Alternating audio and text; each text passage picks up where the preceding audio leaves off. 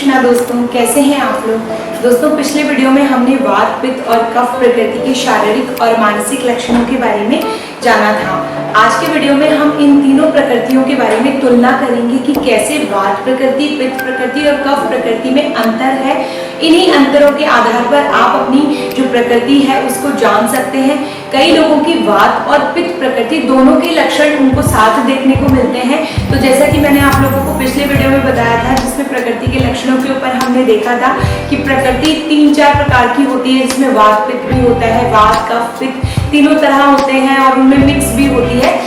तो आज के वीडियो में हम लोग समझने का प्रयास करेंगे कि तीनों में क्या कंपैरिजंस हैं। तो चलिए शुरू करते हैं आज के वीडियो। जैसे कि मूल 3 प्रकृतियां हैं, वात पित्त और कफ। तो वात पित्त और कफ यह हमारे शरीर में किस प्रकार कार्य करते हैं, यह हम लोग जानने का प्रयास करते हैं कि वात प्रकृति के वजह से हमारे शरीर में क्या क्या क्रियाएं होती है। यह सभी नैसर्गिक क्रियाएं हैं जो वात प्रकृति की वजह से हमारे शरीर में मिलती है। अब देखिए, अगर ये सब चीजें बैलेंस रहे तब तो हमारा जो वात है शरीर में वो कंट्रोल रहेगा, समावस्था में रहेगा। लेकिन अगर वात दोष शरीर में बढ़ जाए या कम हो जाए, तो जब हमारे शरीर में वात दोष बहुत ज़्यादा बढ़ जाता है तो इन सारी जो गतिविधियां हैं इन सभी में एक अवरोध उत्पन्न होगा। जैसे कि वात ज़्यादा होने की वजह से आपको कब्ज हो सकती है। तो ये सारी चीज़ों में अवरोध उत्पन्न होने की वजह से हमारे शरीर में वात दोष आता है। अब बात करते हैं पित्त प्रकृति के बारे में। अब यहाँ पर पित्त दोष का काम क्या है। यहाँ पर पित्त दोष करता है रूपांतरण हमारे शरीर में। किस चीज का रूपांतरण? सप्त धातु का रूपांतरण। जो भी हम लोग पौष्टिक आहार खाते हैं, घर का खाना खाते हैं, इवन जो भी हम लोग खाना खा रहे हैं उससे जो भी पोषक तत्व है वह सप्त धातु के रूप में हमारे शरीर को प्राप्त होते हैं। जैसे कि रस बनता है हमारे शरीर में, सबसे पहले तो उसका रूपांतरण होता है रक्त के रूप में। रक्त का जो रूपांतरण होता है वह फिर मांस के रूप में होता है। मांस का रूपांतरण होता है वह मेद के रूप में होता है। फिर अस्थि होती है, फिर मज्जा, शुक्र। इस तरह से हमारे शरीर में सप्त धातु के रूप में यह रूपांतरण होता है। तो ये जो परिवर्तन हो रहा है उस चीज का, उस परिवर्तन को ही पित्त दोष की वजह से यह परिवर्तन हमारे शरीर में पॉसिबल है। फिर इन सभी को मिलाकर ओज बनता है हमारे शरीर में। यह चीज मैं आपको हर वीडियो में बताती हूँ कि सप्त धातु को मिलाकर जो बनने वाली एक चीज है उसको ओज कहा जाता है। तो ये जितना भी परिवर्तन हमारे बॉडी में हो रहा है यह होता है सिर्फ और सिर्फ पित्त दोष की वजह से। अब जो कफ दोष है उसका काम क्या है हमारे शरीर में? कफ का काम है हमारे शरीर में एक तरह से धारण करना, धैर्य रखना हमारे शरीर में। तो यह सारी जो चीजें हैं वो हमें 3 दोषों की वजह से हमारे शरीर में नैसर्गिक क्रियाएं हैं जिनसे हमारा शरीर चलता है, जिनसे आप एक आइडिया लगा सकते हैं कि ये तीनों दोष हमारे शरीर में कैसे काम करते हैं। अब इनकी हम लोग तुलना करते हैं कि पित्त दोष, वात दोष और कफ दोष, इन तीनों में क्या क्या डिफरेंसेस हैं। तो देखिए, अगर हम लोग इनके शारीरिक लक्षणों की बात करें तो वात दोष में हमने देखा था कि ये दुबले पतले होते हैं, कम इनमें एनर्जी होती है, कम बलवान होते हैं। इसी के साथ पित्त प्रकृति वाले होते हैं वो थोड़े मध्यम होती है, उनकी हर चीज़ शरीर का आकार भी मध्यम होता है और ये थोड़े मध्यम ही होते हैं, कदकाठी भी इनकी और मध्यम ही इनका जो बल है। लेकिन कफ प्रकृति वाले थोड़े से मोटे होते हैं, हेल्दी होते हैं, शरीर का आकार भी बहुत अच्छा होता है, बड़ा होता है। अब बात करते हैं इनके स्किन टेक्सचर की। इनकी स्किन जो वात प्रकृति है वह ड्राई होती है इनकी स्किन और रुष्कता लिए होती है। पित्त प्रकृति वाले हैं उनकी स्किन जो है वह चमक लिए होती है और जो कफ प्रकृति वाले होते हैं इनकी स्किन में हल्की सी चिकनाहट होती है, मॉइस्चर होता है इनकी स्किन में। अब इसके बाद में बात करते हैं इनके स्किन ये जो वर्ण है, इनके स्किन का कलर है वो कैसा होगा। जो इनके त्वचा का वर्ण है वो होता है वात प्रकृति वालों में सांवले रंग के होते हैं। उसी के साथ पित्त प्रकृति वाले हैं वह थोड़े गोरे होते हैं लेकिन कपिल वर्ण होता है, जैसे कि पीला और लालिमा लिए इनका शरीर होता है। इसी के साथ साथ जो कफ प्रकृति वाले हैं वह बहुत गोरे होते हैं और इनका शरीर जो है चिकनाहट लिए होता है।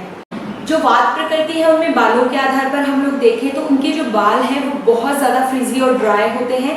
पित्त प्रकृति वालों के जो बाल हैं वो पतले होते हैं, शाइनी होते हैं और हो सकता है किसी किसी में गंजापन भी देखने को मिलता है। इसी के साथ जो कफ प्रकृति है, कफ प्रकृति में जो बाल हैं वह बहुत घने होते हैं, लंबे होते हैं, मजबूत होते हैं, काले होते हैं और कम झड़ते हैं। इनकी आंखों के बालों की बात करें, अगर आंखों की जो पुतलियां हैं उनके जो बाल हैं वात प्रकृति वालों में बहुत कम होते हैं और वो बहुत जल्दी झड़ के टूट जाते हैं।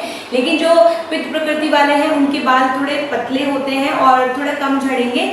इसके साथ साथ अगर जो कफ प्रकृति है, कफ प्रकृति में बाल बहुत लंबे घने होते हैं। आपने देखा होगा किसी के आईलैशेस जो होते हैं वो बहुत ज़्यादा घने होते हैं, ब्लैक होती है और काफ़ी हैवी होती है उनकी आईलैशेस नेचुरली। अब इनकी आईज के बारे में बात करें, आईज के आधार पर अगर हम लोग तुलना करते हैं तो वात प्रकृति की जो आईज होती है वो ड्राई रहती है हमेशा। पित्त प्रकृति की जो आईज हैं वो बहुत ज़्यादा उन्हें जलन होगी, हल्का पीलापन लिए होगी, और अगर थोड़ी बहुत भी धूप में वो लोग जाएंगे तो उनको आईज में जलन होने की शिकायत हो जाएगी, रेडिश हो जाएंगी उनकी आईज। लेकिन जो कफ प्रकृति है, कफ प्रकृति में हमेशा आंखें जो हैं वो सुंदर होती हैं, बड़ी बड़ी होती हैं, वाइड होती हैं आंखें हमेशा। अब जोड़ों के आधार पर बात करने की, जॉइंट्स जो पेन है, मैंने आपको बताया जो वात प्रकृति है और कफ प्रकृति है एक दूसरे के अपोजिट है।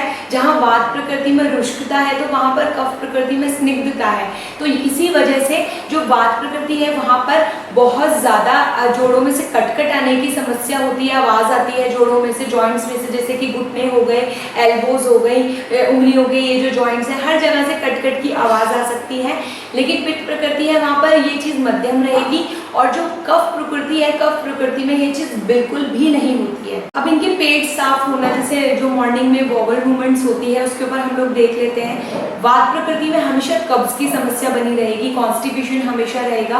पित्त प्रकृति है वहाँ पर यह चीज़ हमें देखने को नहीं मिलती है, लेकिन अगर आपकी कफ प्रकृति है वहाँ पर भी ये चीज़ आपको देखने को नहीं मिलेगी। बात करते हैं इनकी अग्नि के ऊपर। जो वात प्रकृति है उनकी अग्नि जो है वो विषम अग्नि होती है। जो पित्त प्रकृति है उनकी अग्नि तीक्ष्ण होती है, इसलिए उनको बार बार भूख लगती है। जो वात प्रकृति है विषम अग्नि होने की वजह से उन्हें कभी भूख लगेगी, कभी नहीं लगेगी। इसी के साथ जो कफ प्रकृति है वहाँ पर अग्नि मंद होती है, तो उन्हें एक बार खाने के बाद में बहुत लंबे समय तक भूख नहीं लगती है। इसी के आधार पर हम लोग देखते हैं प्यास के बारे में कि उन्हें कितनी प्यास लगती है। जो वात प्रकृति है वहाँ पर विषम है, कभी बहुत ज़्यादा प्यास लगेगी, कभी नहीं लगेगी। और इसी के साथ उनका जो पित्त प्रकृति वाले हैं उन्हें तो बहुत ज़्यादा प्यास लगेगी, बार बार पानी मांगेंगे। और लेकिन जो कफ प्रकृति वाले हैं उन्हें एक बार पानी पी लेते हैं तो उन्हें बहुत लंबे समय तक प्यास नहीं लगती है। पसीने के आधार पर हम लोग देखते हैं कि स्वेटिंग कितनी होती है। वात प्रकृति वालों को इतनी ज़्यादा स्वेटिंग नहीं होती है, थोड़ी कम ही होती है, लेकिन पित्त प्रकृति वालों को बहुत ज़्यादा स्वेटिंग होती है। कफ प्रकृति वालों को भी इतना ज़्यादा पसीना नहीं आता है। अब देखते हैं इनकी आवाज़ के आधार पर। वात प्रकृति वाले हैं उनकी जो आवाज़ है वह थोड़ी रुष्टता लिए होती है, इतनी ज़्यादा सॉफ्ट नहीं होती है, रूखापन होता है उनकी आवाज़ में। लेकिन जो पित्त प्रकृति वाले हैं वह बहुत अच्छे वक्ता होते हैं, जो भी बोलते हैं वो बहुत प्रभावशाली ढंग से बात करते हैं। कफ प्रकृति वालों की आवाज़ मधुर होती है, मिठास लिए होती है और आवाज़ में एक हल्का भारीपन होता है। मासिक धर्म के आधार पर अगर हम लोग वात, पित्त और कफ प्रकृति की महिलाओं की चर्चा करें तो वात प्रकृति वाली महिलाओं को ब्लीडिंग बहुत कम होती है, इतनी ज़्यादा नहीं होगी।